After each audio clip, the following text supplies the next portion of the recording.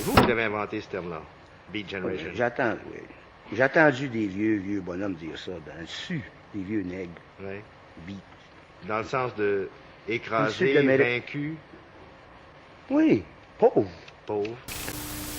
1, 2, 3, 4 by Carlyle.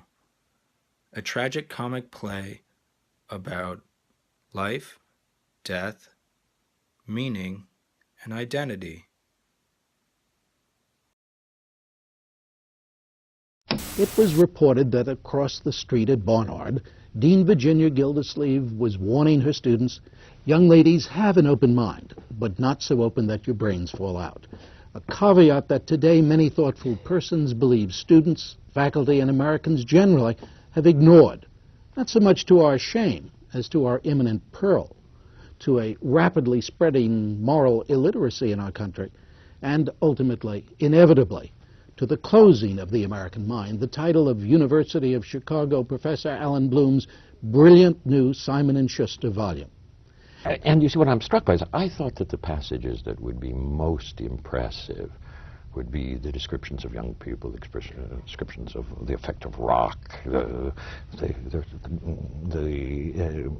description of the effect of divorce on the minds of young students, the first chapter of the book. But what seems to be catching attention, at least what I can get from the reactions, is the second chapter, where I talk about the meaninglessness, the newness, and at the same time the meaninglessness of our language, the language of values. That thank you very much. Yeah,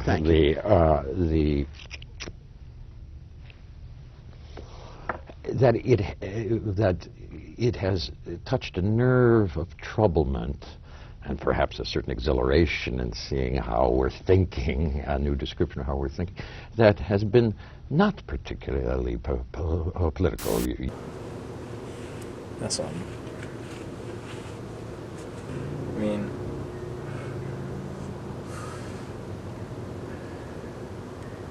it just doesn't really seem like a challenge anymore. What? Like going to college and like that. So many like people with art degrees and lit degrees and all that shit.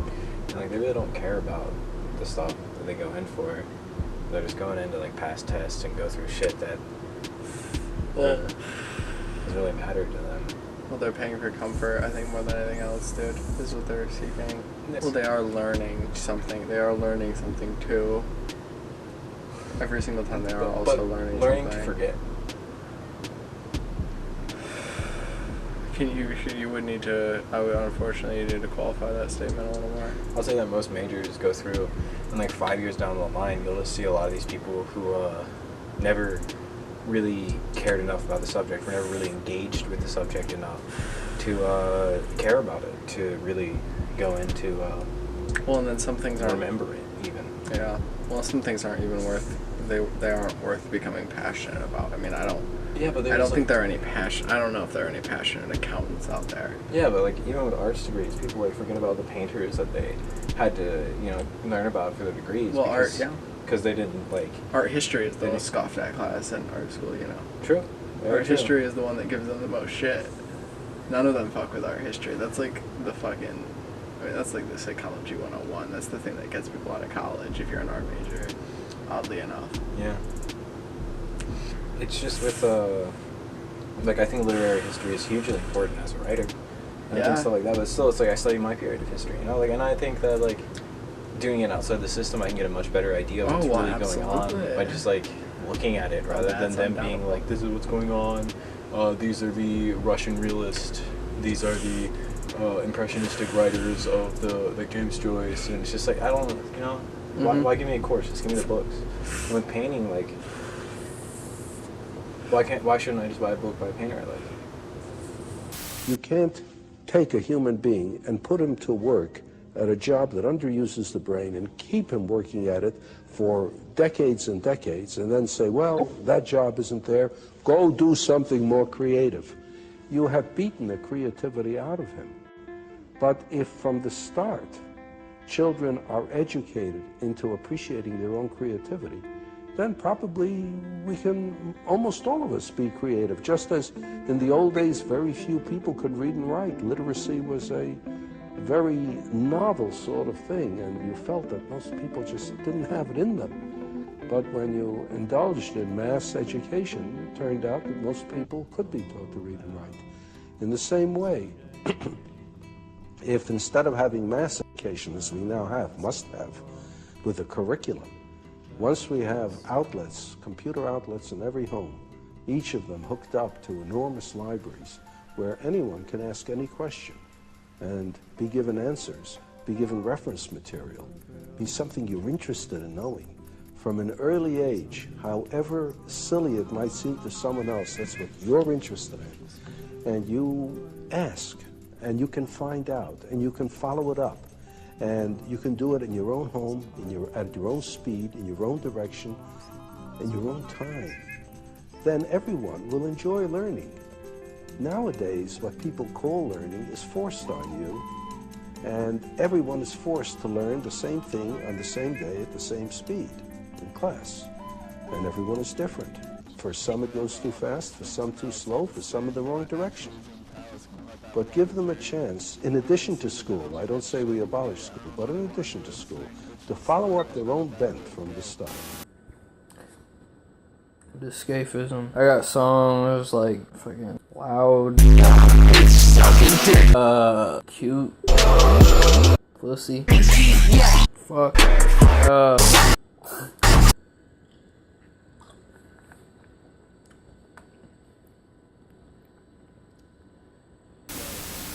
Well, I love the vision, but what about the argument that machines, computers, dehumanize learning?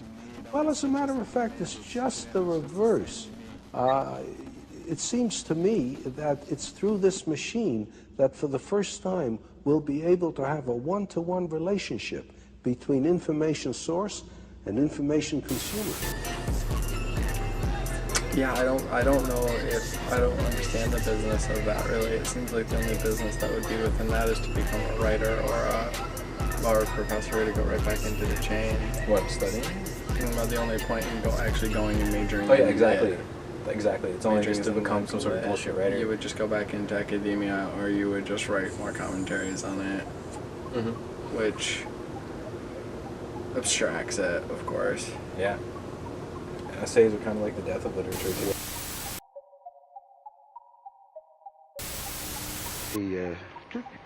C'est pas important. Le nom est pas important. Mais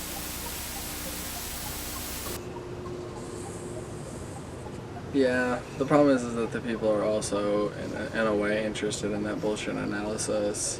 That's true. A lot of people just don't read, so they want those like critics and those like people that comment. Or they don't want to read the right way, if there is such a thing. I know such things have been posited. I know that one of the Van Doren, I don't know if you know the Van Dorens, old American academia family. One of them wrote a book like, it was literally called How to Read a Book. It's like the founder of the Great Books program helped him write it to that Adler guy from U Chicago. I don't know, so maybe that's the problem, is that people just aren't reading the right way when they read too. That's what I mean, like if people don't know how to read, what are they doing at college, especially lit majors? If college doesn't have a strong understanding of books, then like what are people going in who are studying books? That's such a useless degree for them, especially if there's no understanding in themselves or in the system that they're going into, the value of maybe books. It really is the academia industrial the academia industrial complex or something like that. Something like that. And I also think it's really funny that people blame Nietzsche on this.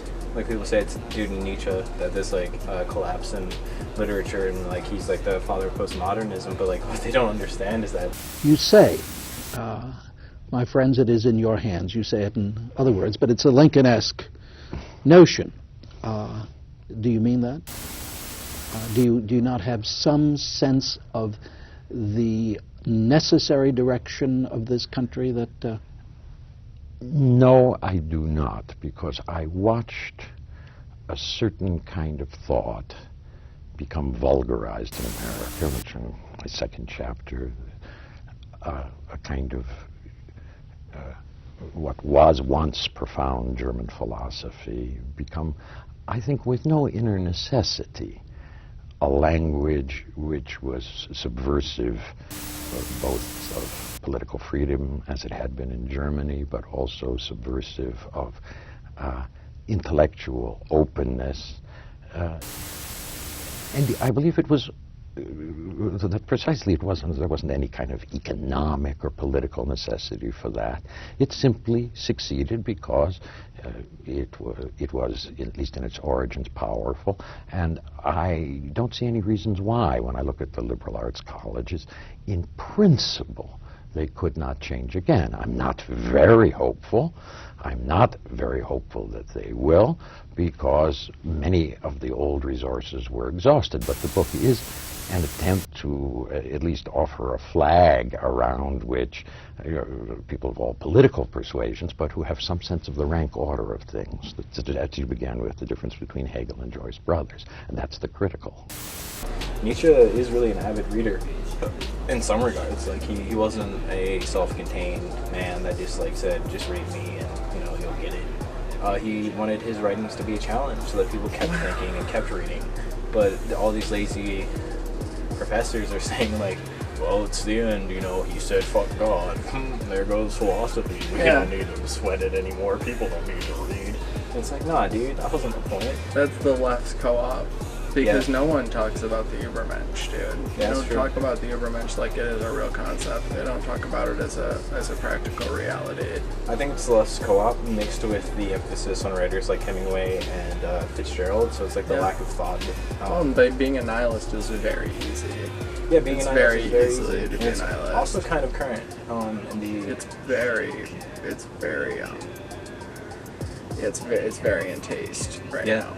Like, what is the left pushing other than like a sort of moral nihilism, where it's like doing the right things because people deserve it, but there are no inherent values. Like, it's not for any sort of whatever. It's just like because there is no.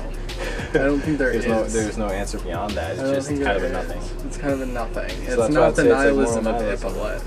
Yeah, it's very true. It's not Russian nihilism. It's not the nihilism. Russian nihilism is very different. It's like what we've said. It's like, I don't know who coined that term. I'm guessing my dad incorporated that from someone else. The cupcake nihilism thing.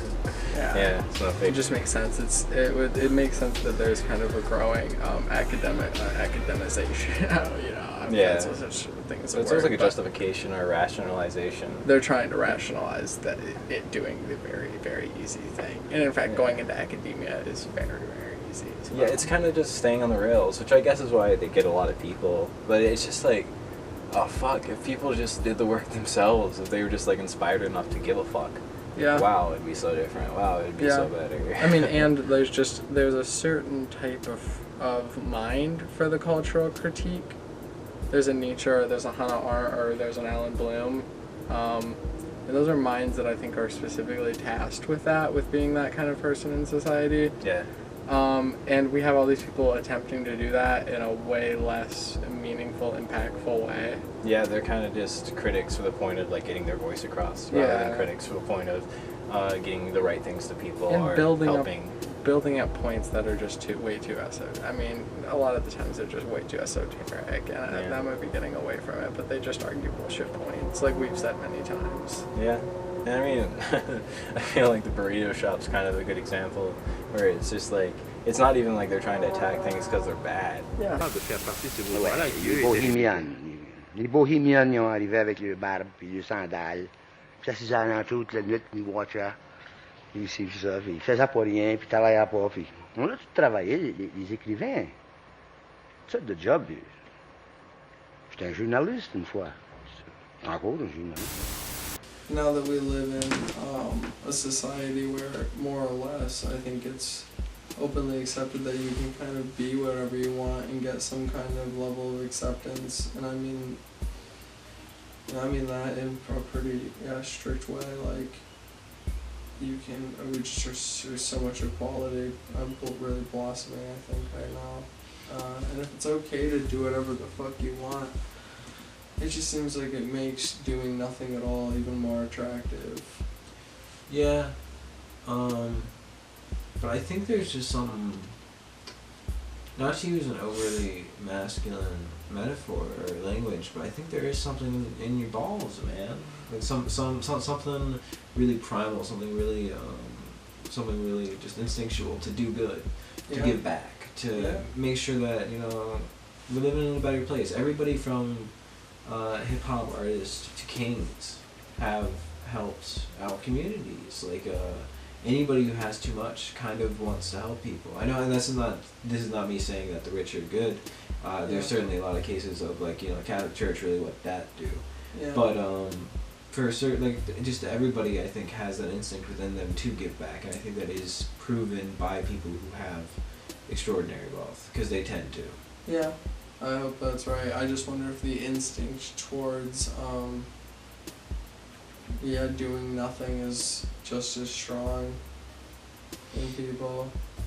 Yeah, I think it's strong in us. I don't think it's strong in the human animal, because I think it got popularized with our art, with our philosophy, with our music, with all of that. Especially with the children who went into the museum to see a dot. The children who were introduced to the idea of classical music and storytelling via Disney movies and stuff like that. Just stuff has been so washed out, and then you give them Xanax, and you give them Adderall, and you give them all this stuff that sort of dulls them, and then they're just dulled out, washed out, and worked out. And I think that really drives home the fuck it, I just need to make enough money to get the electricity going and get food in my belly, and fuck it, just. Yeah, 6-pack in the fridge, and then you're pretty much happy. Yeah, and of course the growing amount of time we had to do that kind of stuff with kind of the total rise of leisure. Yeah, the rise of leisure, but the denigration of self-education, I would say. Meaningful things to fill that leisure time with. Yeah, because it's weird, because education is kind of, it rounds up a lot of things, from learning music to learning math to learning history and all of those things. But all of those were considered different forms of leisure activity. All of those were pleasurable in their own way. And some were used for obviously practical purposes too. For sure, yeah. And I think and that's what I think it was. It was leisure for the point of practicality. Because it is, it's pleasant to read. It's not pleasant to work over a forge. Sure, you can get into it if you're that kind of person, but it's just, it's hot, it's dangerous, and it's just grueling work. But with reading, you're sitting on a fucking couch. It's not that hard. You're just sitting there and you got this book in your hand. So it's a leisure activity in certain ways, but people see it as work, and people see it with this hostility of it being, I think it really is the fear of the test. I think it really is just the mistrust that all of this is for, all of this is leading up to some sort of examination. I think that just really turns off kids from thinking and challenging, and I think that leads to the great nothing. That leads to the great apathy. See you later.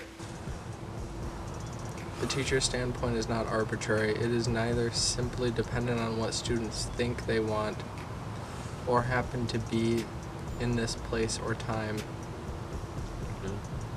There is just a significant worry for how much people aren't thinking, and how much kids are kind of encouraged not to think.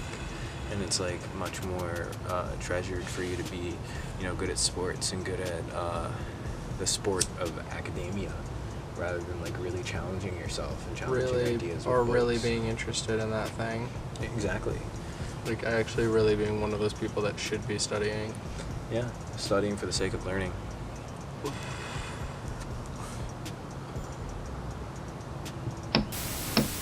A celebration. Rather, they would celebrate it for what they would consider a definition of inadequacy, of what the problems have been in our schools, of a relativism. That's the basic point, isn't it? But I'm not sure that the opponents of Secretary Bennett are all in favor of relativism. That they are opposing his non-relativism, if it's really developed with their own. I am not sure that the tradition of the democratic university is ever a thing of the right. Because so I'm not trying to avoid the political struggle in any way, but if you talk about the reception of the book, I'm sure that there are some people who say, oh yes, this is what I thought of those damn universities. But I think that with others, perhaps older ones, they look back and say, oh yes, I got certain kinds of things which they can't get now, and certain kinds of younger people, and this I know, not from my own students, of course, a special experience, but some younger people who interviewed me who were distinctly not of the right, who said, we felt a vague sense that the questions, not vague, I mean, a perpetual non-definable sense when they were going to Harvard and to Yale, that they were not addressing those naive questions like what's good, what's bad, as part of their university curriculum. They had to look elsewhere. So I'm not sure that this is it's a message of some that is supposed, I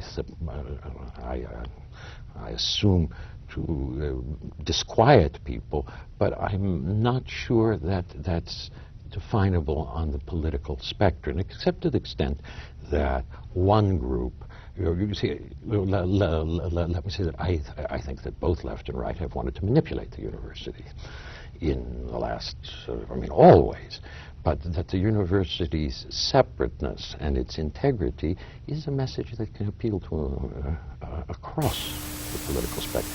One of the things that the previous generations hand down to children is the education system, and the education they receive outside of the school. Yeah. So it's like that stuff that forms them and that like they become, we give to them, and if like it's just like worrying, like what are we giving them? We're giving them kind of apathy. Not outspoken concern for the well-being of mankind. Certainly not that, right? Yeah. And I don't even think well-being Which for is yourself in a certain way. I think it's like we promote health, but we don't promote like sanity in the right way. Which we I promote think, like sucking down pills, but we don't support like we support dependability over sanity, stability over sanity, which I think is fun. I mean, in the end of the day, like, I mean, I think from the first philosophers too, I think that's an OG. It's a pretty OG psychologist in a way. Like, that's trying to give people real meaning for their lives. They're trying to figure it out. Yeah. So you're not passing along that concern, which is what I think it's all born out of, is some kind of concern. Yeah, but it's just that on that quest for meaning, on that challenge, I think it's better if we give them tools, you know? If we give them some sense of like a starting off point to dive into this stuff, like with all the different eras of classic literature and great art, there's been like at least what's the word, foundation, something that's like their culture to build upon, something like that. They have questioners, they have philosophers. That's what it is. That's why I think there was, and when I say openness, in my earlier clause, I really mean an openness of talking about what the fuck is going on. Like, can we acknowledge that more? Yeah. Can we please acknowledge that more? Like, that is the real openness. I mean, for God's sakes, the Greeks did metaphysics and publicized it, you know? Like, they really wanted people to hear their metaphysical ramblings. Yeah, and I mean, even if we could just have, like, a dorky dude in a library that the kids really looked up to and loved, who would just, like, point, like, they just, like, we need stepping stones into the world of knowledge, not to overrate books or anything, but just knowledge in general, like even scientific literacy, because we think we have like a good science program, but it's worksheets. It's not like learning how to read scientific research. It's not like learning how to like research. Not from the beginning. I wouldn't imagine you'd have to encounter that stuff till late in college. Yeah, but like that's kind of the founding, like that's kind of the foundations. That's kind of like the most basic shit. It's just like learning how to like. Well, a lot of just learning the nomenclature. Learning the nomenclature, but also learning how to wonder. But one loses if everything has to be translated into a program. That was my objection to the University of Chicago tradition. They had a good university, and they said Hutchins and Adler. So let's publish the great books and let everybody do it. I mean, there's nothing against letting everybody do it, but you can only concentrate in one place. And I think they did disperse their energies.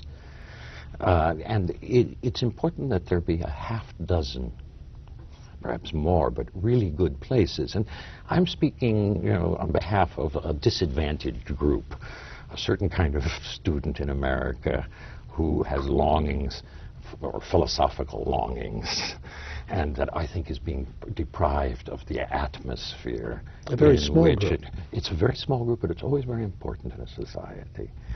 That's not an elitist reflection. I don't say that defensively, but if one says a small group, then one says an elite. Most people aren't philosophic; they're too involved with other things. But it's very important that there be a broader vision somewhere, because that always. I mean, the marvelous thing about American society is you could really be almost anything you wanted to be, at least in thought. But what you needed to have was the idea of what you might be. And my sense of the impoverished curriculum is it's leaving anybody do what they want, but they have lost the alternatives, which would allow them to find out what they could really be if they haven't thrilled with Napoleon, or really for a vital moment thought of Socrates.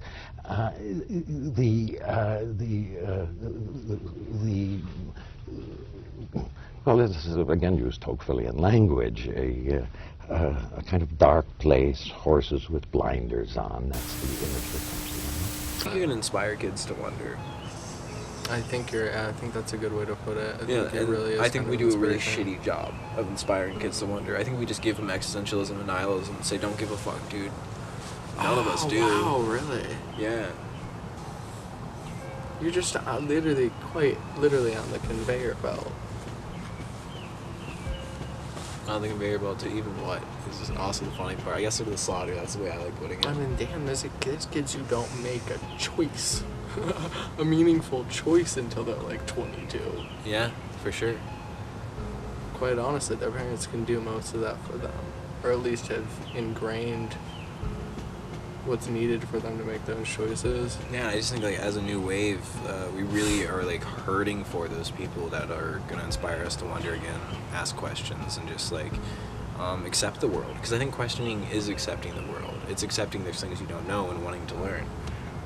While having answers, I feel like it's just such a standoffish way to enter like your experience in the universe. It's just so like you're trying to fit things into it rather than just opening your eyes and taking it all in. There's something really wise about being wide-eyed. There is also something very important about there being a hot dog in front of the dog that's running on the treadmill. You know what I mean? Yeah. So like the answer can be that for you, I think. In a way, and in a way you also know you'll never get it. That's a conveyor belt, kids, and I don't think they're happy. I think wondering kids are happy. I think the answer is, yeah, but you know in a way you'll never get to it. I think kids are naturally that way. I think it's just our system of like making it into a sport or a job that makes them this Xanax. Absolutely, I think that's true. That makes them, as to quote, Bartards.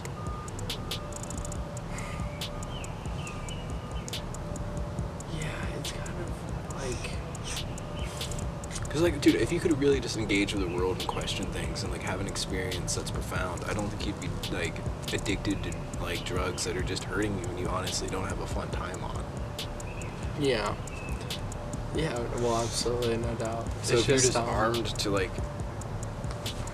listen better, I think everybody who has those issues would be seeing a huge... Well, people need to start listening in, but people also do need to start talking.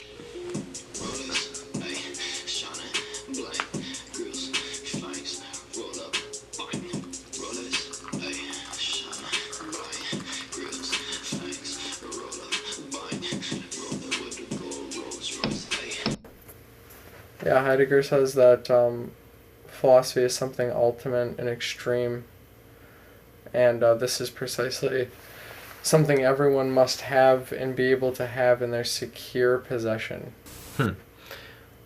I mean, I think that's a really bold claim, and I think there's a lot of questions I have about that, but I can see some sort of something kind of tying into our earlier conversations about a lack of meaning. I think that philosophy does particularly help with questions of life like that.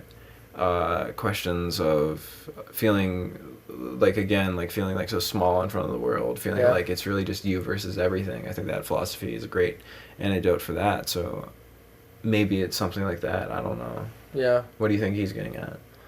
I think Heidegger is, at least in this section of the book, and I think I can echo this at least in my personal experiences of this being true, that we have kind of a problem of people expecting definitive kind of answers out of philosophy, and they kind of go into that activity expecting definitive answers, and that's not something they're gonna get out of it. Yeah. So that's kind of a problem of people just kind of expecting when they think about things. So you think philosophy here is the kind of wondering philosophy? I think it is the wondering philosophy. Yeah, it's more in the activity than in the product. So he's almost prescribing wondering.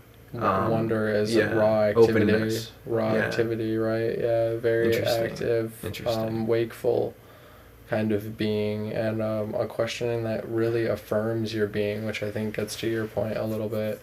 Yeah. So he thinks that all of us could benefit from philosophy, and he thinks it's good for all of us and all of that. So there's something about, like, if it's so good for all of us, why are we not inherently attracted to it? Why does not the country doctor study Plato? That's a very simple question in a sense. Like, I mean, I'm going for obvious things here, but that's my point. Is just like, why don't people who are not directly related to it study philosophical fields? Why do they not open their minds to, or why do they not exercise their minds? Not open their minds, exercise. Yeah. I think I could posit my original explanation again almost, because I think people get more drawn to the math and sciences because in a way they guarantee them a kind of knowledge. Maybe it's the math and sciences are attractive coming out of the great apathy, while the sort of wallowing appearance of philosophy instantly turns people off because they've just come from apathy and they're looking for answers. They're not looking for further gray. They're not looking for a further sea to be challenged by and lost in. In a lot of ways, they don't want their creeping suspicions that life is meaningless inherently to be affirmed. Yeah, and that's definitely, since the beginning of Western philosophy, there's been the huge conversation about life's meaninglessness and the challenge of coming to terms with that. So I think it is probably something like that is very inherently intimidating and scary, because it's also like people talk about that philosophy is still around, it just is science now. And I think that so misses the point, because like philosophy wasn't about knowledge purely as much as it was about knowing how to pursue knowledge and talk about it. And I think talking is really important in philosophy. I think it's being open to the world and wondering, and also being able to have conversation. It might be philosophy. That might really, I mean, in my conception of it, it's a very personal, and then outward with the people around you. It's not the academic philosophy. That isn't, I mean, that's just not what it is for me. It's not the academia in America, whole academic, and people confuse those two things. They forget the personal activity that is philosophizing, and not creating a worldview, not creating a way for you to view the world so much as an inner tool for comforting yourself with that inherent homesickness that I think we all feel. Yeah. And even if we don't all respond to that and react to that, which I think philosophy is the reaction to that, life just gets a lot tougher. Yeah. I really do. I think that's absolutely true. I think you brought up that, there's potentially that real despair with philosophy, but there's also, I think, the despair that you're going to get from not engaging in that is going to really be a lot more damning. Yeah, absolutely. I think it recalls to me the analogy towards medicine, where it's like the medicine sucks, and you can avoid it all you want, but eventually that cough's going to become pneumonia. Yeah. And, it's just going to keep progressing, and you might, be eaten by it. You might end up suffering your entire life and end up losing it because of these woes that you've never tackled, even though they're uncomfortable to, and even though it's difficult to. Yeah, absolutely. But it just is, necessity comes to become a part of it. Yeah. It really does force your hand. Heidegger, yet it would be just as perverse to see in philosophy a despairing activity that perhaps wears itself out, something gloomy, morose, pessimistic, turned towards everything dark and negative. It would be wrong to take philosophizing in this way, not because it also has its sunny sides, in addition to this supposed shadow, but because this assessment of philosophizing is not drawn from philosophizing itself at all. In this assessment of philosophizing, and precisely of our own attempts too, authors of the most varied worldviews and directions and their supporters find themselves in agreement today. What worries me about this sort of attitude of, or this sort of prescription of the philosophical life to people sort of on a wide basis is exactly that approach to philosophy, that sort of, I mean, I honestly just want to bring up like relativism and nihilism in full swing right now. Yeah. How they're sort of a negating of the world without ever actually engaging with it. Yeah. And I think that's a lot of pseudo-intellectual, philosophic activity. Right. I think that's a lot of just people who don't belong in the realm, or not in the realm, but in the arena of ideas, because they don't respect the fight. They don't respect the rules of combat. They don't understand the ebb and flow. Well, they don't even show up. Yeah. They don't even show up. And when they do, they make statements. And when they are questioned on those statements, they say accept those statements. Well, or they just break up the whole party. Yeah. Yeah, exactly. Break up the whole party and get all the thinking people out of there. Yeah, and that's why, that's what makes me worried. Not to say that Heidegger is wrong. I certainly don't think that Heidegger is wrong. I think that everybody would be happy if they practiced philosophy correctly. But I do believe that philosophy is a minority group. I do think it's strongly a minority group. Just because I think it's an uncommon group of people. Because of that, I think there's certain people that can handle it and certain people that can't. Absolutely. And I think forcing it upon those who can't is what exactly makes that temperament. Yeah. We have a quote from Heraclitus too. Him saying, "However many men I heard the statements of, none has managed to recognize that being wise, the philosophy, is something separated off from everything else." Yeah. So we have these people who kind of want to view philosophy as a later on reflecting reflecting on nature and culture and things like that. Well, I mean, this is my issue with Aristotle.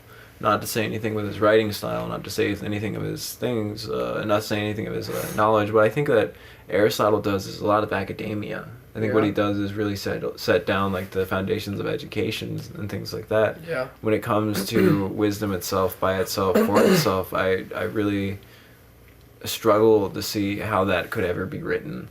Yeah. The works that come to mind with themes like that are like the Tao Te Ching. I think that's what gets at the experience of wisdom. I mean, you really have to think, I think broadly a positive way to look at Aristotle is in a way of him being a master dialectician, essentially like a dialoguer. Yeah. Like that nothing he's saying there needs to be taken as the be-all, end-all. Yeah.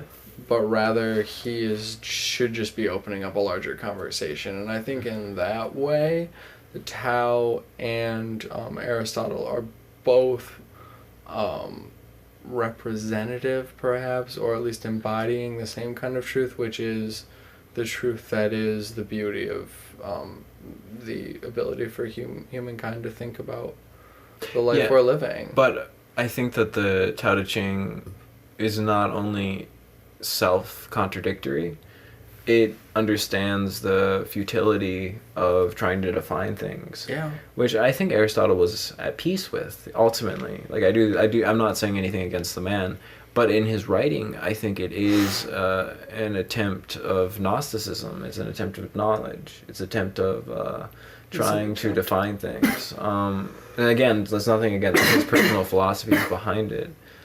Just to speak on his writing, I think that his writing is not truly philosophic in the way that it leads to wisdom. Was that? It is logical. Who was that? It's Heraclitus. Heraclitus, yeah. As Heraclitus was saying, I think it is a thing separate by itself, and I don't think that Aristotle's work is about that. I think that he might have understood that, and he might have lived that, but I think it really is a living thing. Yeah. And I think when you look at the works of the philosopher, when you look at philosophy, you might be looking at the wrong thing unless you're looking at that. I mean, really, it just so reminds me of the Buddhist state of observing and like being sort of at one and at peace of the world and accepting it and just being part of the flow.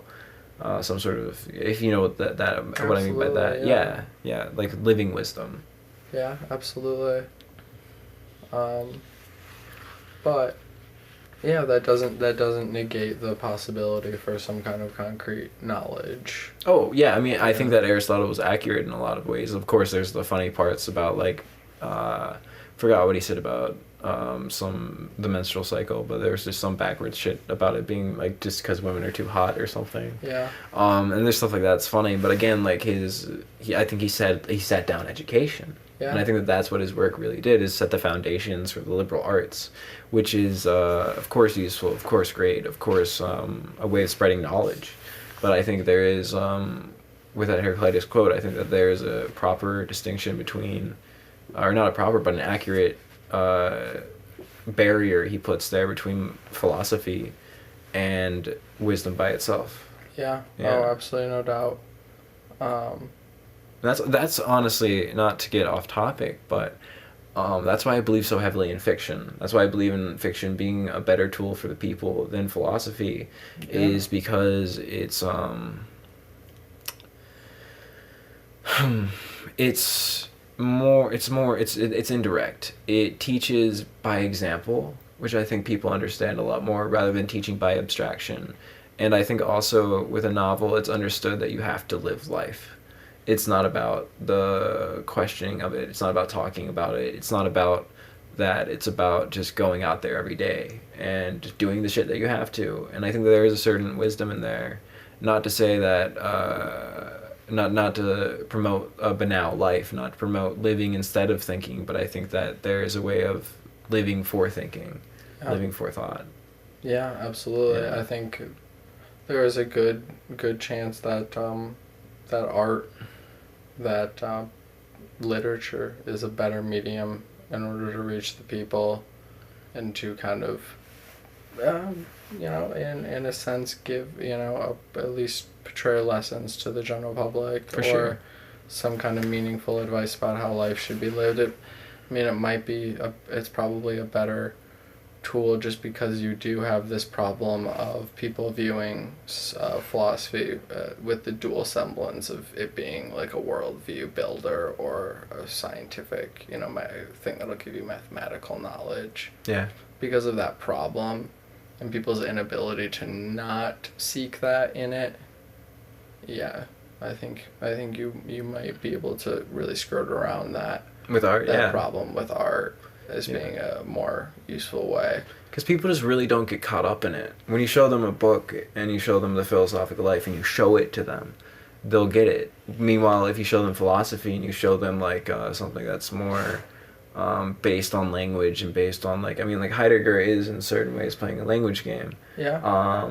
And so is Nietzsche, so is every philosophy. It's a sort of understanding of linguistics and logistics and logic itself that really arms you to read stuff like that. And the general populace, I think, either gets lost or really holds on to a point and just argues, which is like, yeah, of course debate's a part of philosophy, but if you're just arguing, you are missing the point, because you need to just be able to accept things and move on and get a broader picture. And that's why, again, I think that just fiction is so much better to reach people, because you move on. The book moves on. You can't really argue with plot. You can argue with Heraclitus. You can argue with Nietzsche until you're blue in the fucking face. But you can't really argue with The Castle by Kafka. Yeah. Absolutely not.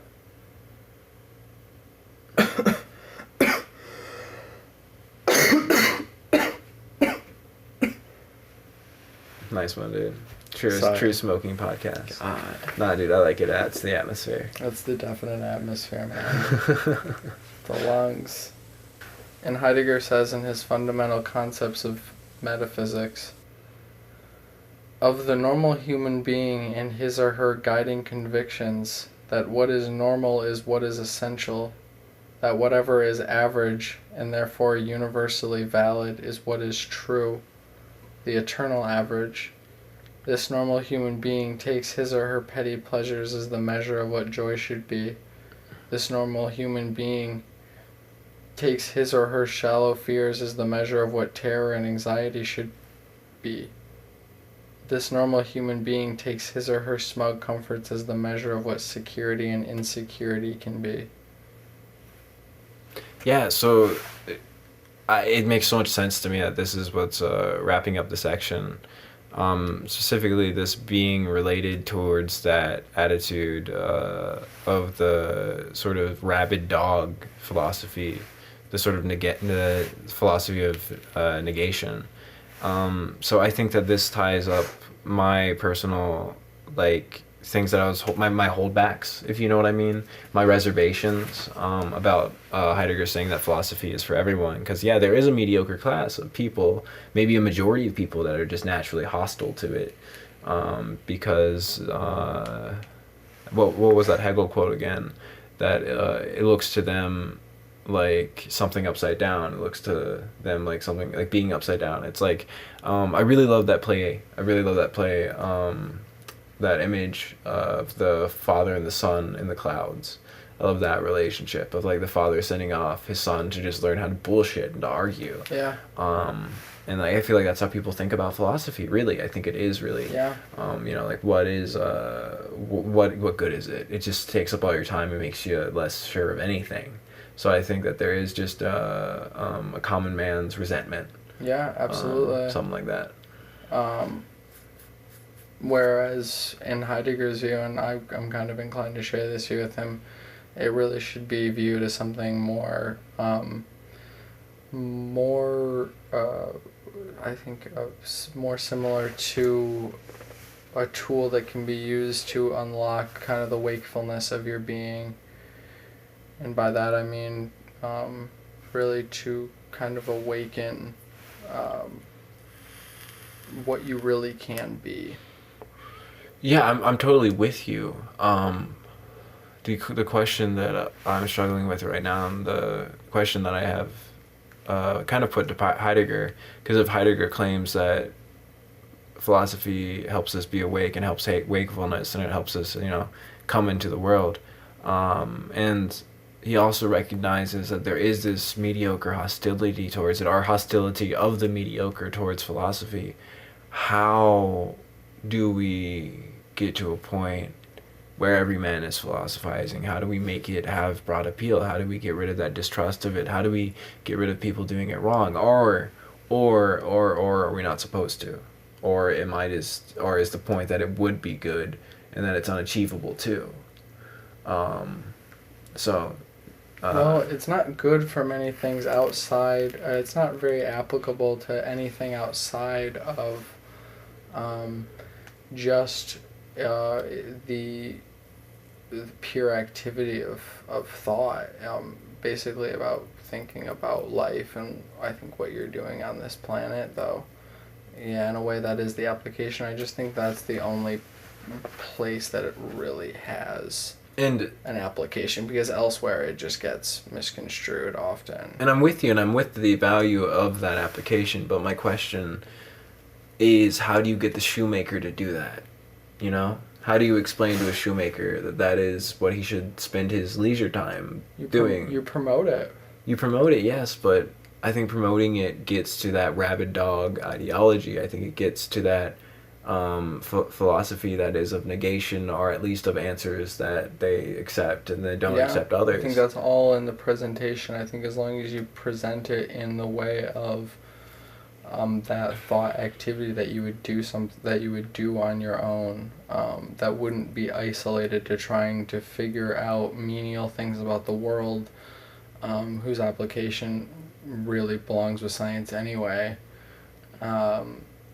I just think you need to present it as something like that rather, yeah. But then why was The Clouds written about Socrates? Why was the man who tried to bring thought to the city, the man that tried to bring questioning, and I believe very wholly, very authentically, why was he written about and shat on by salamanders? Why was he like always accused of corrupting people's sons? Why was he put to death for that? If you can't, like, I just think that if it was achievable to promote a more thoughtful life and to get the majority of people into it, then it would click with people, especially with such good heralds as Socrates. And we've only seen better ones with like Spinoza and with thinkers like Voltaire.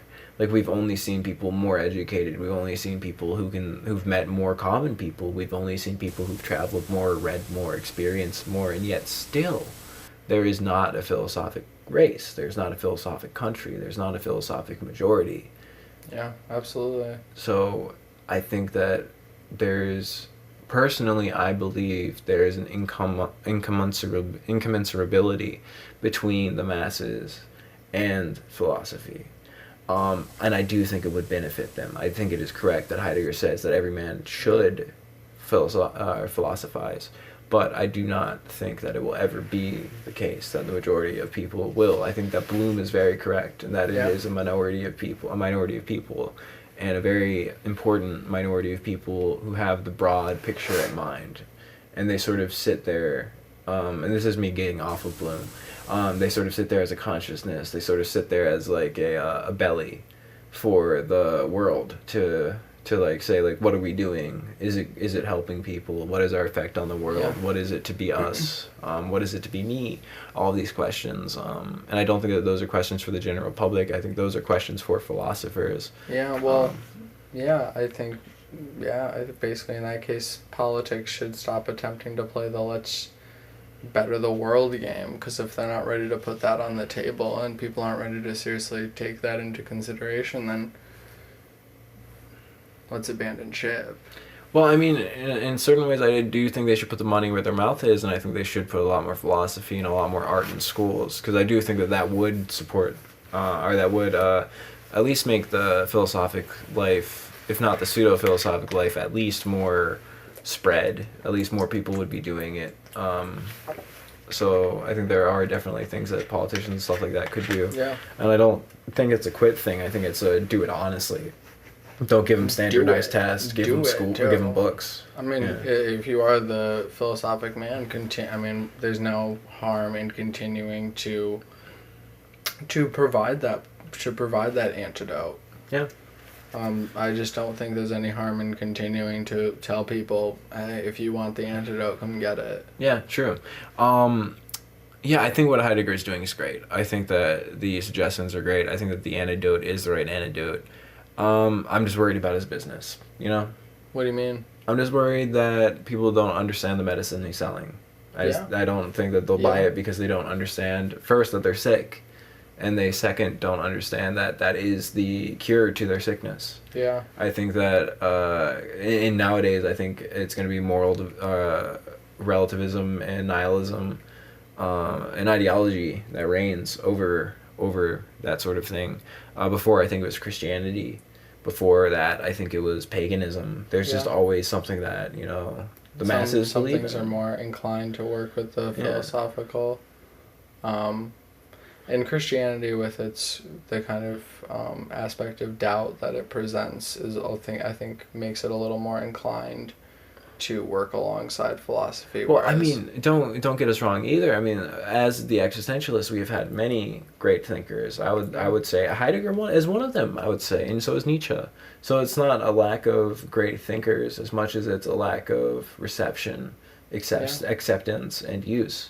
Also, there's something I wanted to talk about earlier when we were talking about getting these ideas to the public via art. Art for the public and philosophy for the artist.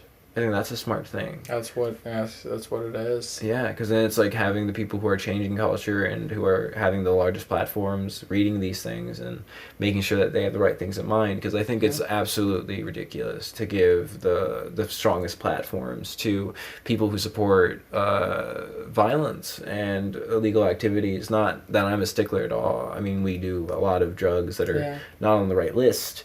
But I still believe in, goodness. I still believe in promoting, doing good souled activities, giving back, being kind, don't kill people unless you have to, shit like that. And I think that as society, we've really put the mic in the other hand. Yeah. The completely unphilosophic. Not to say that there aren't philosophic rappers like Nas, but the mainstream is a lot of non-philosophic rappers that are promoting very shallow and violent lifestyles. And that's just a lot of our culture, because the country's the same shit. It's really the not reflecting on those things that is the problem. Yeah, but because you have artists like Danny Brown. Oh yeah, for sure. You have artists like Nas who have the ability to reflect on those activities that they're doing and realize that they're not the activities they should be doing. Yeah, and I think that stuff like that's great, and that's like my favorite examples of hip hop. But imagine if Danny Brown read Heidegger, man. Yeah. Imagine if Danny Brown read Nietzsche. Imagine if he had the education to fully understand the background in it too. I think it would be great. I think we'd see such an improvement in our culture. Just art for the masses, philosophy for the artist. I think it's a great way to run things. I think that's absolutely true. Yeah. So you are in agreement then that at least for some people, philosophy is, if they're willing to engage, is something primordial and primary. Oh, I've always been in agreement. I was just expressing worry for his business as a medicine man. Yeah, absolutely. I was just my hung up is just in the fact. I have a quote for this actually. It's like it's from Nietzsche. It has some of that language that people are gonna be a little pissy about. But all mankind is divided, as it was in all times and is still, into slaves and freemen. For whoever has not 2/3 of his day for himself is a slave, be he otherwise what he likes, statesman, merchant, official, or scholar. Active people are usually deficient in the higher activity. I mean individual activity. They are active as officials, merchants, scholar, that is as a species, but not quite as a distinct and separate, separate and single individuals. In this respect, they are idle. And just going towards that is like 2/3 of the race, the human race, stemming from lawyers and doctors and everybody who does not own 2/3 of their day is I don't really like the word slavish. I don't really like the word slave, obviously. There's a heavy context with that, particularly in the Americas and with our climate. But it is that sort of classification of people who are living for work, people who are living to be useful, to get the job done, to wake up, do their shit, have their time to piss away, and then go to sleep and do it again. And I think that is about 2/3 of men. Particularly if you're going to live in a democracy, you really have to decide what really counts. A man like Goethe is a good model for that. No snob, knowing that modernity would bring vulgarity, but knowing also that it would provide him and his kind with certain kinds of freedoms. In that 33%, I think you have Cards Against Humanity, you have Uno, you have the standard deck of cards, you have Yu-Gi-Oh! And Pokemon. Yeah. You're not just having one group of cards there, you're having like the philosophic spirit, I would say, is in almost 3% of men, if not less. I would say around that. So, but the 66%, I do think, are of that utility class, again, whether they be statesman, merchant, educator, or whatever. And that's what worried me. That's what worries me with Heidegger's, not to say he's wrong at all, but with him prescribing philosophy as a good for man, is that there's simply 66% of men, again, this is not a real number, this is just what Nietzsche said, that aren't built or equipped for it and don't want it and won't benefit from it, because the only thing that they'll get out of it is that ideology. They'll get that, they'll just scream, they'll just negate everything. They'll learn how to argue and not how to wonder. Well, they won't read the right shit too. Even if they do, I've seen people who have read the right shit and just use people who use Aristotle in arguments. They're often quoting he lends himself to that quite nicely. Yeah. And I don't know if this lends itself to that. I think if you were to get to a book like The Fundamental Concepts, it would be hard at that point. But you're talking about like co-opting. Yeah. We've talked about this a few times privately. Yeah. Things being co-opted by certain political movements, and I mean, that's what I think philosophy. I think as soon as it reaches the mainstream, it's co-opted, and if it's not co-opted before that point, to get to the mainstream. Yeah. And that's why I worry about the idea of mixing philosophy with the masses, is because it usually comes out into this ideologically based political activity where they're getting information for maybe the right reasons. Yeah. Not to say that I know the right reasons, but they're getting it for the sake of being programmed in a lot of cases. That's what's being talked about, right? I mean, in this first 30 pages of The Fundamental Concepts, at least that's the topic of conversation. It's just hard, I feel like, if someone is literally encountering someone telling them that this is not, I mean, philosophical knowledge is not mathematical knowledge. Very true. But to read that and to still not, I mean, it just seems impossible for me to go. And he has not been co-opted in the same way that Nietzsche was co-opted. Well, I would say that's because he has the Nazi title. The Nazi title thing is just that people just ended up talking about that. Yeah, I'm not calling him a Nazi, but I'm saying I think that controversy is what makes him safe from being co-opted. They were kind of able just to make him a part of history in that way. Yeah, and I think that makes sense, because like the left doesn't really want to take Nazi philosophy. And people don't actually really want to talk about this. Yeah, it's hard to read. It's hard to read, and it presents stuff that can't be co-opted as well, and I think that's a part of it too. Yeah, but I mean, Nietzsche can't really be co-opted, but they fucking do. Mm-hmm. They fucking do heavy. And I think that's just a huge vulnerability of being a philosopher, being part of especially if you're a known philosopher. He struggles with translators too. Bad. Yeah. There just is not a definitive translator yet that has... I mean, Nietzsche's stuff is just a lot... it's not said as clearly, and that's he's not a poet. A fault. He's a poet philosopher. He's more of a poet than Heidegger is. That's what I mean. I think than almost every other philosopher, Nietzsche is more of a poet. That could be. I'm not. We're not gonna. It's a hell of a conversation right there, but I think for the reason of Nietzsche being a little more oblique. It's harder. It's easy. It's easier for that co-opting to happen because his stuff it can be interpreted. It's not as mathematical as Heidegger. This can't really be interpreted in the same way. It's interpreted differently. Okay, fair. Yeah. But my point is just that in general, I think philosophy can be tinted. Oh, totally. And that's my issue with it being popularized. Is because of the 66% that run the news cycle, the 66% that runs capitalism, the 66% that runs the market. And what gets things popular would rather listen to Richard Dawkins than somebody actually, proposing questions to the universe. They'd rather listen to Bill Nye, the quote-unquote science guy, rather than, read scientific reports, especially, go to NASA's Twitter and see what they're fucking doing. Some of them would like to make Marx into the Gospel of John. They really would love to. They love being able to do that, and they love a philosopher that lets them do that so easily too. Yeah, and I think that's what popularizes philosophy is usually attacking something. Usually a critique of something they don't like. That's what makes a popular philosopher. It's not really the wondering spirit. It is usually answers, because people flock to that. People love their religion. Marx has been co-opted in the most illuminating way too, because he's been co-opted for gain, for just very clear political gain. I mean, people trying to push a very strict ideology of anti people making money, anti-merit based society. Yeah. But at the same time, I believe Marx did talk about the necessity of a tyrant and things like that. So I think it's not that hard to co-op. Yeah, it really isn't. He lays it all out there for you. Yeah. It's kind of the plan, It really just needs instituting at that point. And, man, they would love just to not have to do the work. That's very difficult at the beginning of society, too. Yeah. So the foundational idea is the building of tradition that answers are easier in the short term. There is also eating McDonald's when you're really hungry is really easy, and answers are kind of the same way, but they really will plague you in the same way that eating those couple of Big Macs will. Yeah.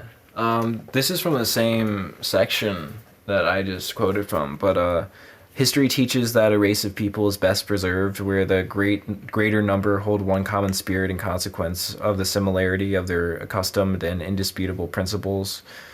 In consequence, therefore, of their common faith. Thus, strength is afforded by good and thorough customs. Thus is learnt the subjection of the individual, and strenuousness of character becomes a birth gift, and is afterward is fostered into a habit. And just talking about, how it is really tradition that strengthens people. It is really that stuff that it's culture. Because culture is like a second education for people, and it really helps frame them, I would say, and it's like really crucial. And just understanding that that's where they exist. Yeah. They don't exist in the philosophy. We can't like the cave is only understood as a metaphor when the majority of the people are chained. The majority of people are chained and will remain chained. You cannot lead everyone out of the cave. Most people will never even understand they are in a cave. Yeah. And so I think it's... Those people getting out of the cave are still part of a tradition. Yeah. And what I'm saying is, as people who can walk around in the day, that is not tradition. It is a tradition to get out of the cave, but you're in new lands. Yeah. And I think that the knowledge to be taken from that new lands isn't to... it does, lead you to being happier and having a more understood life and reflecting on yourself better, but I think that the way to really look back at it the most useful way, and maybe this is just me being self-centered in a way of thinking that what I'm doing is important, but I think the right way to do it is art, because I think that the masses do understand and respond to art, and I think that keeping thought alive through the block that you hold in front of the fire to make the shapes in the cave, that stuff. I understand. Yeah, so I think that's one way to go with it. But I think that that's the practical way to go at it. And I also think it's the safe way. Because the way to introduce, and the way to better society isn't by being Heraclitus, to be honest. Yeah. I don't think that Heraclitus really moved Greek culture forward as much as Aeschylus and Euripides and Sophocles did. The people who were put on the people whose plays never died, like Homer. Yeah. Not to say he's a playwright, but just to say like something of that stature and culture. I think that's what truly changes people who become tradition, people who become internalized into the people. And I think that... Yes, yeah, absolutely. Yeah.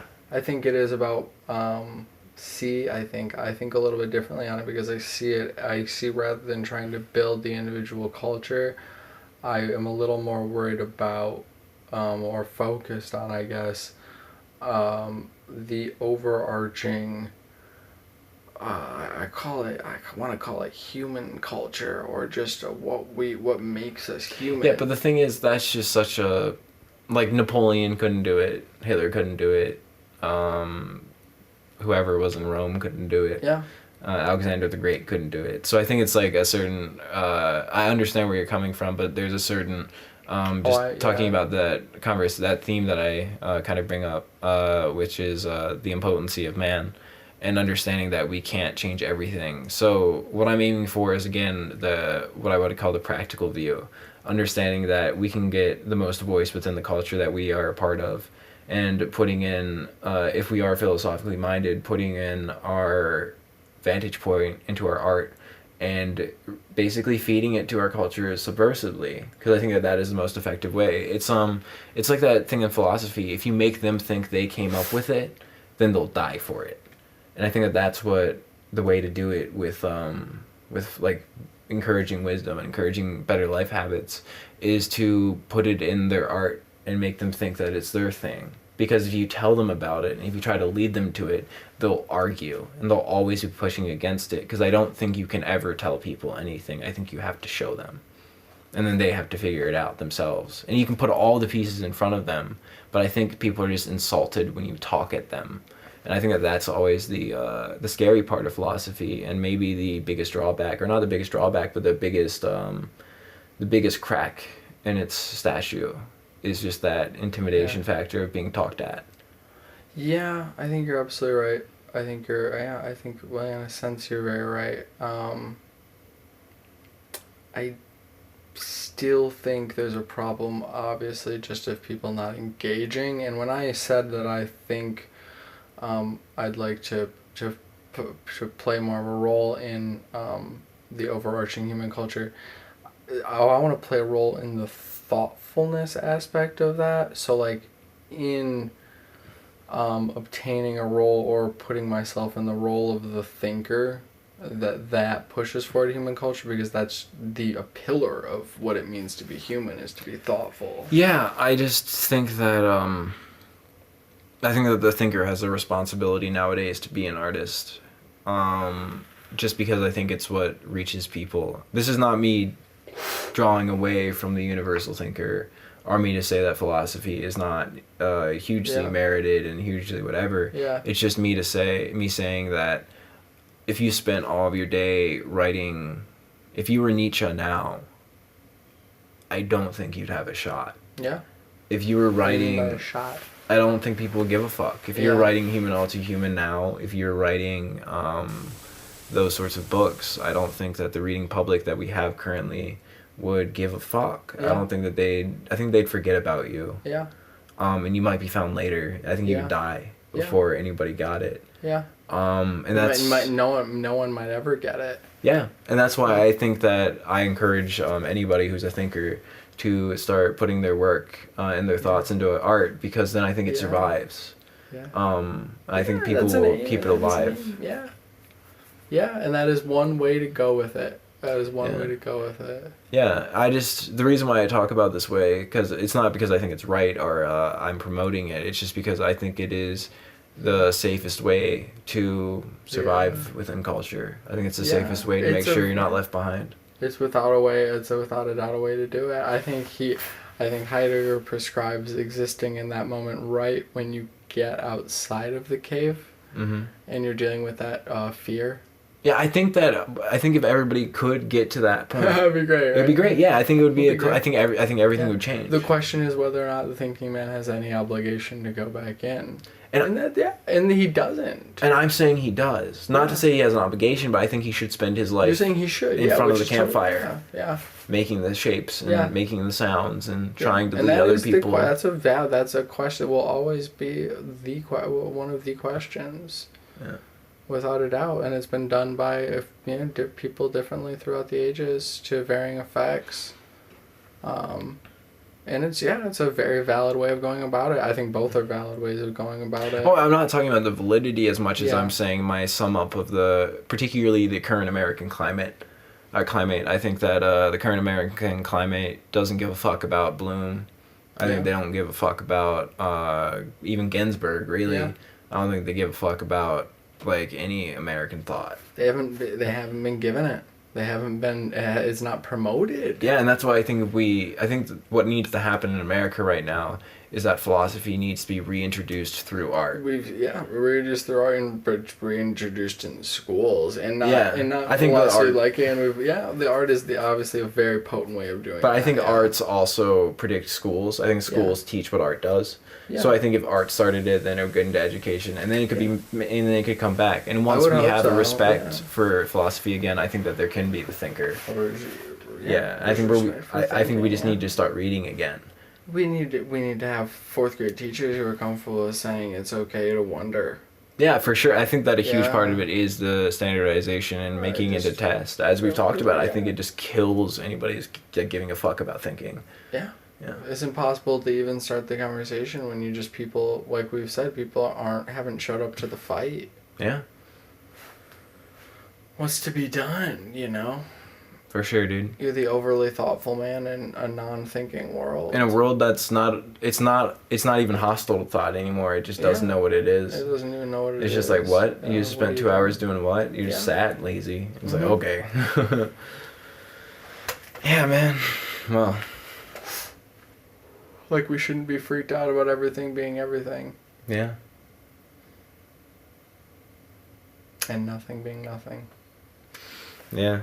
I think, there's just I think just one final thing I want to start wrapping up soon, but just talking about wonder and stuff like that, I think that there is, we do need to teach kids to wonder again, but we also need kids to shut the fuck up about those questions.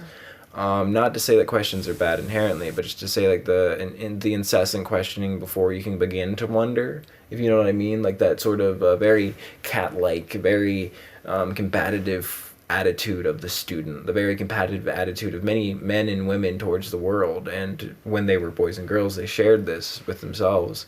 It's just that hostility, if you know what I mean, like towards really progressing forward. They just think that the best way or the only way to push forward is through adversity, and it's like, no, don't accept things, be very doubtful, but listen. Yeah. Do.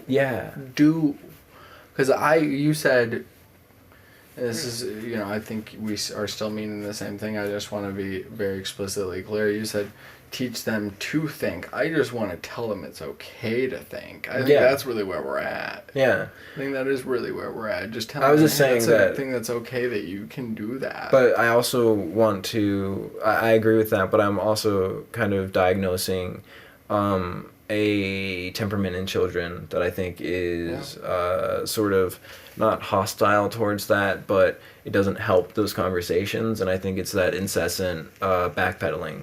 I think that's also, I don't think that's philosophic, I think that's pedantic. I think it's very pedantic, like if you understand the attitude that I'm trying to describe. Or you just, can it be related to some of Socrates' interlocutors? Maybe.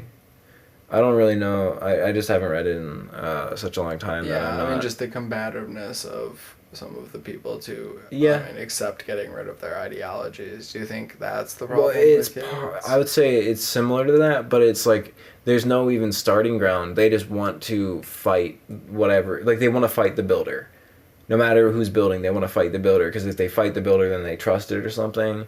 And I don't think that it's a valid way to approach education. I think that you should be willing to accept and listen to other people for extended periods of times, and just be willing to entertain their thoughts rather than always be fighting against them. I think that debate and that resistance is great, but I think it is overused a lot. Because I do think that there's a lot of people that, a lot of kids that people think are thoughtful when they're really just brats. Yeah. Pedantic brats. Yeah. A lot of the time they've just read too many science manuals. Yeah. Science is pretty at fault for this. Also, I think the languages of programming and law don't help with this sort of thing, because it just teaches you to argue and go for the right answer. Searching for a world view instead of,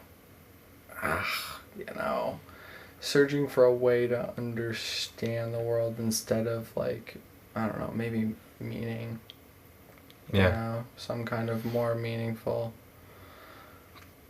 Yeah, I think a lot of the problem is they are really searching for a way to truly understand the world, and that can be done in a way, but it just can't be done with answers easy answers, not easy answers. And people want easy answers. Yeah, for sure. Especially kids. Kids want they want the why, the how, and the what right away. So, it's a very tough thing to foster. And you need to do it initially by letting them exist in that space of doubt and in that very fearful space. You can't comfort them. You can't. Yeah, I think part of that is not engaging with that pedantry. Yeah. Because I think that pedantry is it's ultimate comfort. Yeah. It's a way to totally comfort themselves with it. Yeah, it's comfort through adversity, and I think that we just really need to encourage people towards acceptance and towards listening, and acceptance in the way of the educated mind of Aristotle, acceptance without accepting. Just the willingness to listen to others, to take on other ideas, to be open to other avenues of thought and perspective. Yeah. Well, I mean, Heidegger was asked in an interview whether he was troubled by the fact that a lot of people were getting headaches from the philosophy that he was presenting. And he had a pretty funny reply that he thinks that the world could probably use more headaches.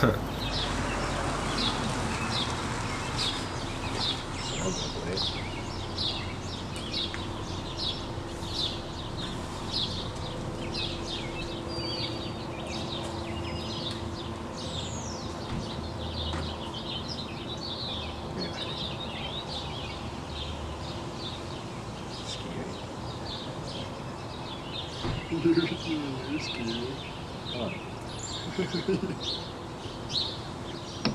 That you have to, well, as Saul Bellows says, even if you're going to make the trip to eternity, you have to get, at least in Chicago, on the train at Randolph Street. You have to pass through the experiences of your own time and place. Because with the Great Apathy, just stemming from these people who've been forced to do shit they don't want to do, learn things they don't want to learn, and they see that. They see learning as not the leisure activity of bettering oneself. They see learning as this whip. They see learning as this, yoke, chains, whatever. It's just holding them back.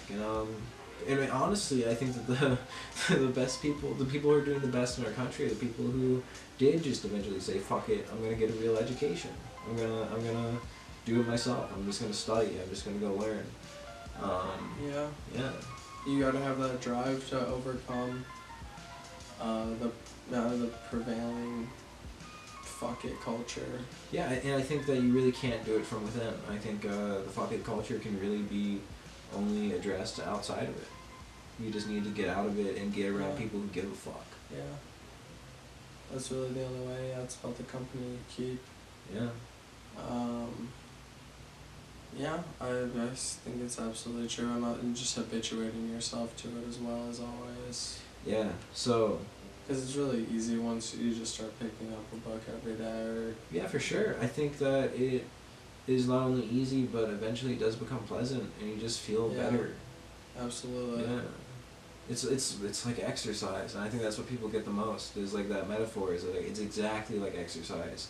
It hurts, it feels shitty, your body is aching for the first few days you do it, but eventually you get that muscle, and it feels great, and like afterwards, those post-workout feelings of like finishing a great book, you're just like, it's that same feeling of feeling like so accomplished, feeling so confident in your own strength, so capable of thought. Oh, you've done another thing too. Yeah. And I think that reading is inherently very empathic, very backseat, It's not about your ego. You're really giving someone else your time. And I think that that's a really good exercise for the human. Not that it's necessarily a bad thing to reflect on yourself through reading. Oh, not at all. Yeah. I just think that it's also part of reflecting through empathizing. Reflecting through really experiencing other people's emotions and then having those trigger the emotions within yourself. Yeah. And I think that that's a really important human skill, like a really beautiful human skill. I think it really gives back to everyone. I think that's what people are lacking. I think that's a huge thing. I don't think they get it through movies. I think that movies are kind of self-inserting, It's kind of like being the character rather than learning about this character and relating to it and understanding. It's like, cat versus dogs. Dogs understand that they're different creatures, so they treat them, or like whatever, and they learn about them. But with cats, they just treat everything as the same. They think that we're cats.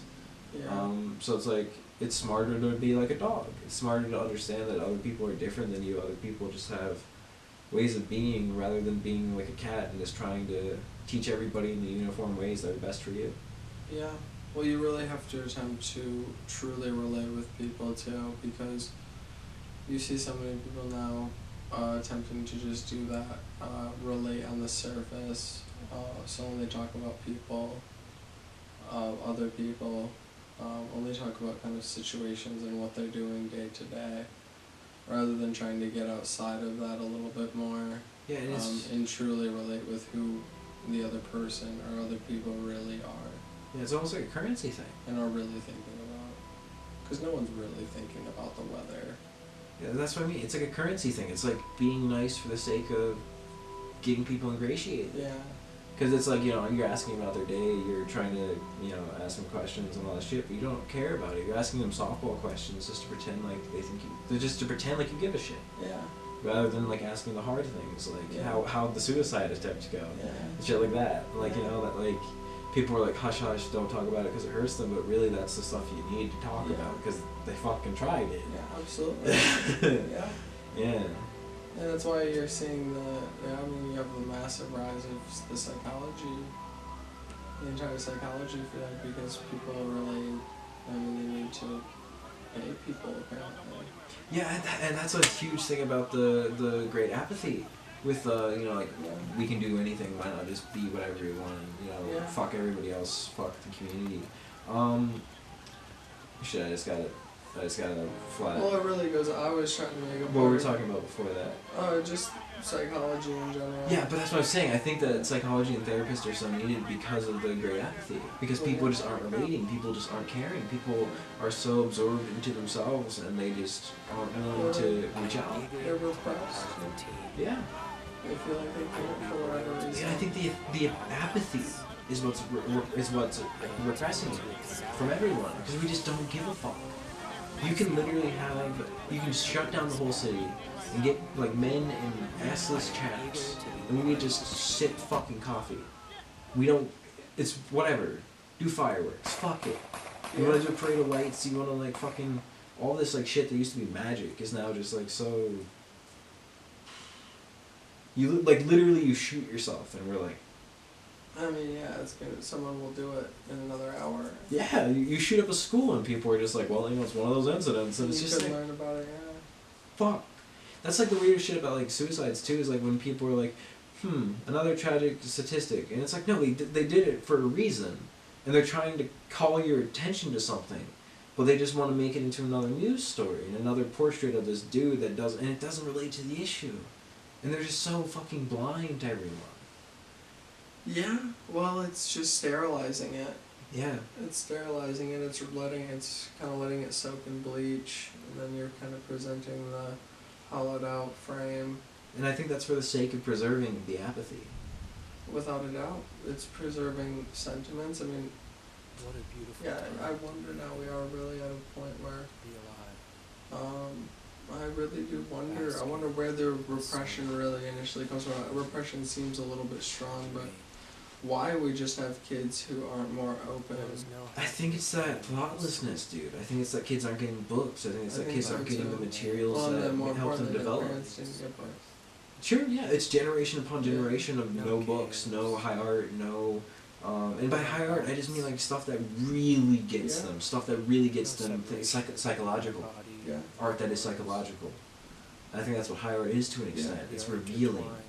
And I think that that's what gives kids, like, the ability to express themselves is when they understand things that are beyond themselves. But nowadays, we just don't, their parents didn't do it, they don't do it, Grandpappy didn't do it. I remember once hearing a great literary theory from a grandpap, and it was that Thoreau was gay. Yeah. And that's what he wanted to talk about. But of course it's so interesting to note here that you say you're not enormously hopeful. I wonder if we'll get to the point where someone will say, someone of your stature, I am terribly much immersed in hopelessness about the present situation. Et vous avez écrit des pages absolument terribles sur l'Amérique. Oui. Et maintenant, quand même, vous y vivez. Et je crois que vous avez l'intention d'y finir vos jours. Et est-ce que vos sentiments à l'égard de l'Amérique ont changé? Non, ils restent les mêmes. Je vois la fin qui s'approche pour l'Amérique, à mon avis, la destruction. Mais vous me demandez pourquoi je reste. Hein? Je crois que c'est par paresse ou inertie ou la vieillesse, ou peut-être parce que je suis bien situé, ma maison me plaît, j'ai une piscine chauffée. Et je joue au ping-pong, une grande salle, et c'est assez pour moi. Je ne vis pas dans l'Amérique, à mon avis. Je vis dans ma maison avec un peu d'amis qui viennent, et ça me satisfait.